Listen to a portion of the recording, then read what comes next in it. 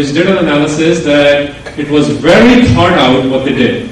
It wasn't an impromptu thing. It wasn't something they did on the spur of the moment. This was something which was in the making for a long time. Okay. You've heard references to this, that Punjab was cut off. So here is an independent reference again from a Christian Science Monitor. Now, if you are running a small operation, are you going to black out the whole state? Which basically means that no media report is allowed, electricity is cut off, the borders are sealed from the neighboring states, so nobody can take the information in or out. Essentially, it's like quarantine. Quarantine from an angle of information. Now, I think it doesn't take a rocket scientist to figure this out, that if you are doing this kind of a sealing, obviously there's a fear that what you are doing will be leaked. And this is what this newspaper had reported in 1984. Okay. Now, Joyce Pettigrew is an anthropologist. She retired from University of Belfast and she wrote in this book, the book is written there, The Sikhs of Punjab. This is her assessment of what happened in 84. And look at it. And this is the thesis of the whole thing, guys. If there's nothing else you take home, you got to take this home. That this was not an attack on the political figure of the movement. This is where the name Pindramale, Amrik Singh, Shubek Singh gets mentioned a lot. This was not an attack on political figure or a movement.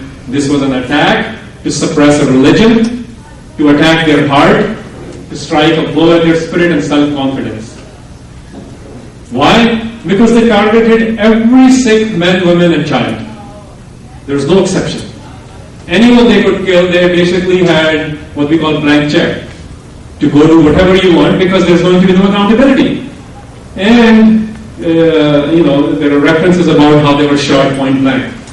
So my point is, when we talk about June 1984 specifically, we have to be very, very clear that this was not about killing an individual or capturing an individual or this whole thing about that, he was a Congress agent and he was supposed to be aligned with or taking on the Akalis. Well, a lot of this could be true or not true, but that's besides the point. A lot of things happen in the political games. The point is, this particular thing occurred because they actually were not interested in having any Sikhs survive, except those who were what we call in the Western world house niggers, the ones who were complicit with the government, and those people survived. Not only did they survive, they actually sat, there are references in the operation centers, and they told them where the Sikhs were, where the leadership of the Sikhs was, so they can go kill them. So this is something which everyone needs to be very clear about. This is not an anomaly. This is not an aberration. This is not a singular event. This was a very calculated, very rehearsed, and I'll get into that with the statements of the generals, how it was rehearsed. This is the complex photo in 1978. So anytime you're hearing the word Darbar Sahib complex or Golden Temple complex, and if you haven't been there, this is roughly what you're talking about. There are several gurdwaras there. It's not just Akal Takht Sahib and Harinder Sahib.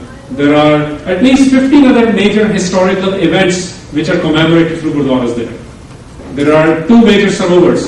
There's a Sikh reference library. There are 5, but at that time there were 3 sort of rest houses.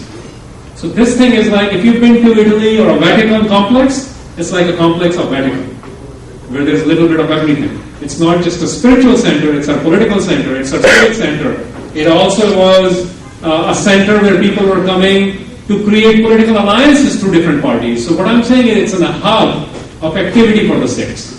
And if you want to kill the activity of the Sikhs, you go kill the center. And that's why they went in here. Okay, this is the Akal Takht photo. Every government which wants to defeat Sikhs in the spirit, they go demolish this. And the Sikh tradition has been that we will reconstruct it on our own. So in 1984 they also demolished it. Because you see, the governments will have no issue if you are only spiritual.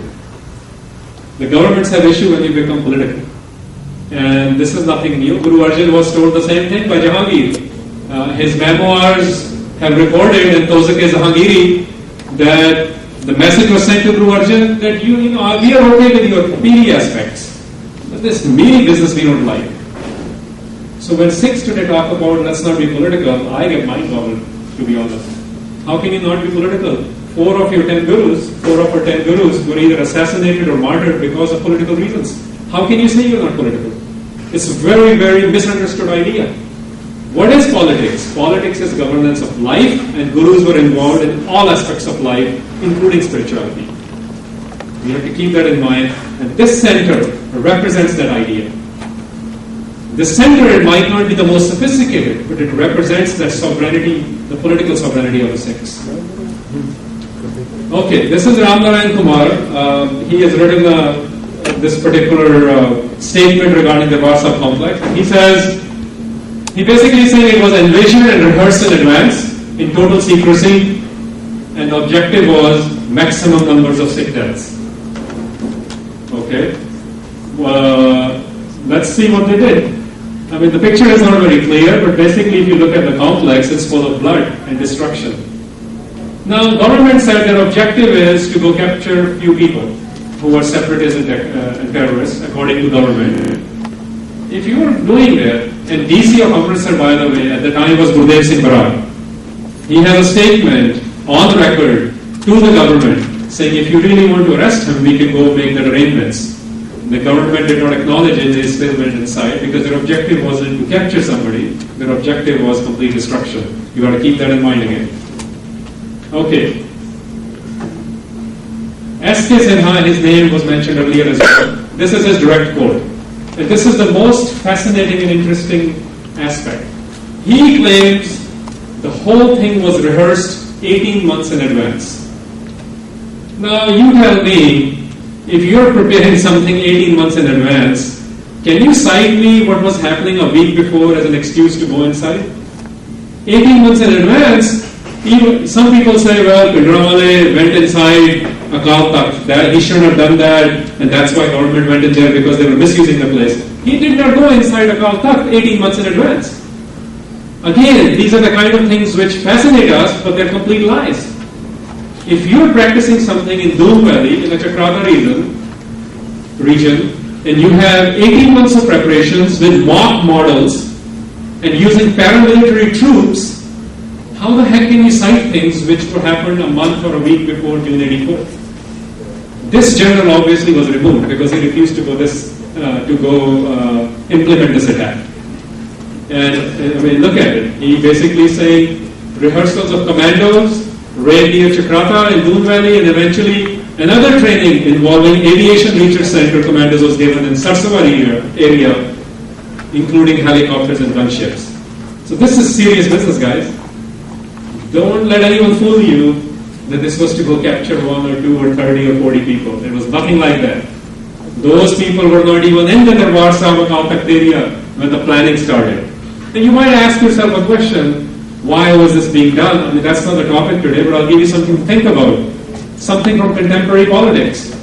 Well, you know, in 1970s, there was an emergency period where Indira Gandhi, she declared emergency, and the idea was, essentially, she established a semi-dictatorship.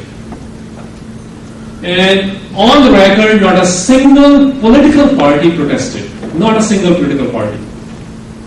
There were, in fact, there were things which individuals did, but as a political mechanism, nobody objected to what was happening. Akalis on the record objected to it. So those kind of things create problems for dictators, that we have to take care of these people. So maybe that had something to do with it. All right, we'll move on to the other aspects. Now look at this picture. I don't know if you can see, but if you look at the top, there are tanks there. So you're using tanks, and some people say, I think it's a rhetoric. There were no tanks inside. There was no gas mask. Well, here's the picture. This is the Warsaw complex. Obviously, they took tanks inside. What's the purpose of a tank? To blow up buildings. I mean, I have never seen tanks being used to go arrest someone. It's a height of a folly that we actually believe this kind of absurd nonsense from the government versions. Let's look at another thing. This is from the Guardian newspaper from England. They wrote the Sikhs were shot at point blank range with their hands tied behind their backs with their turbans. It was a virtual massacre. A large number of women, children, and children were gunned down. Well, if you are tying somebody's hand behind